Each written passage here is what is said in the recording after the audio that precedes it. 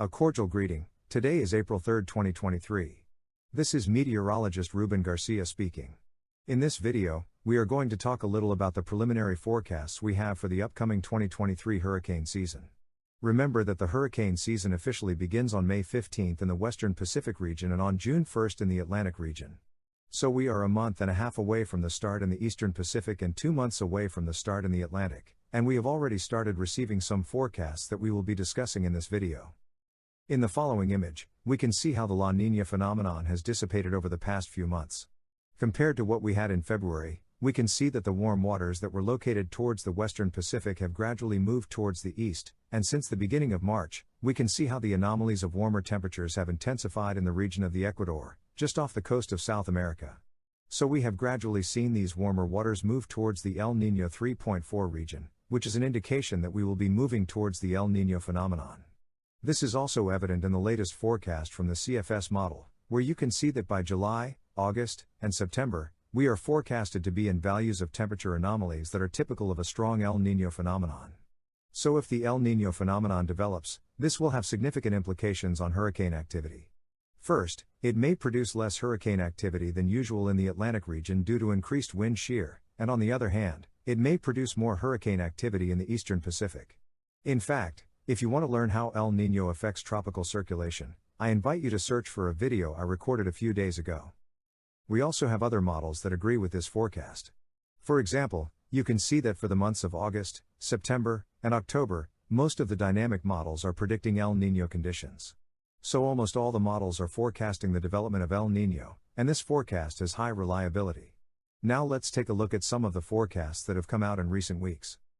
Let's start with the forecast from the European model and the UCAT model.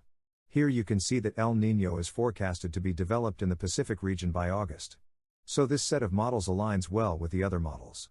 Also, you can see that the Atlantic region is likely to have slightly above normal sea surface temperatures, which may be helping some cyclones to strengthen in the Atlantic.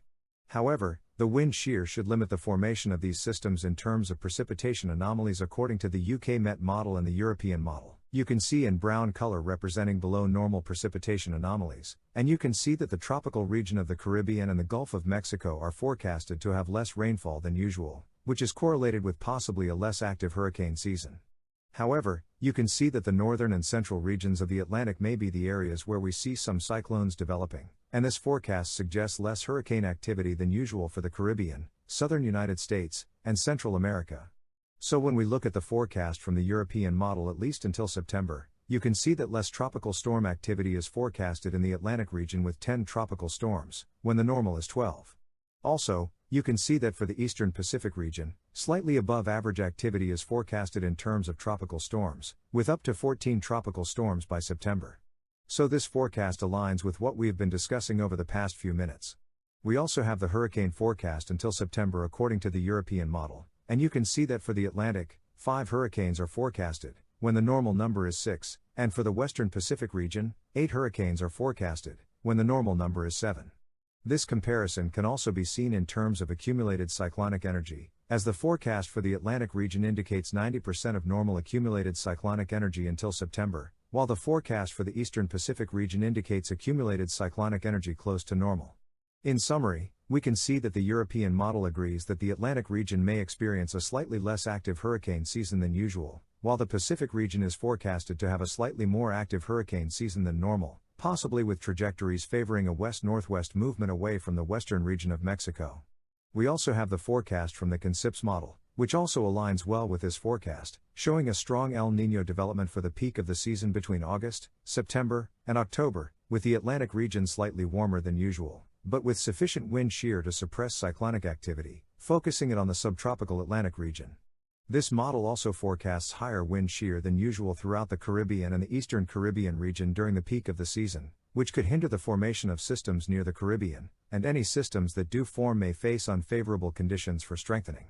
However, this model also forecasts lower wind shear near West Africa, indicating the possibility of some cyclonic activity in this region, as well as the subtropical Atlantic region, which aligns well with what the European model shows in terms of anomalies. The CanSIPS model also indicates less precipitation than usual along the Caribbean, Central America, southern United States, and the Gulf of Mexico, which could be a precursor to a less active than usual hurricane season in this region, but the formation of some cyclones just off the coast of West Africa and in the subtropical Atlantic region is possible.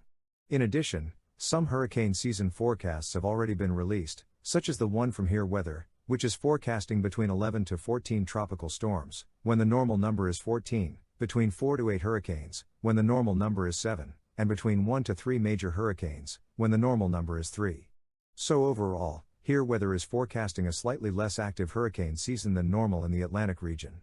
Similarly, Crown Weather has just released their forecast, which predicts 12 tropical storms, 6 hurricanes, and 2 major hurricanes, indicating a forecast of a slightly less active hurricane season than usual. In general, you can see that the forecast is based on the expected development of El Niño in the Pacific region. Although the warm temperatures observed in the Atlantic may aid in the formation of some tropical systems, the wind shear, which is an effect of El Niño, is expected to suppress cyclonic activity, and currently, hurricanes are anticipated to be less active than normal. However, always remember that a single hurricane can cause devastation and impact the region where you live. So it's important to always be prepared for the hurricane season, and here at Hurricane Info, I will always be vigilant to keep you informed. Remember to subscribe to my channel by clicking the red button below the video and share this video so it reaches more people.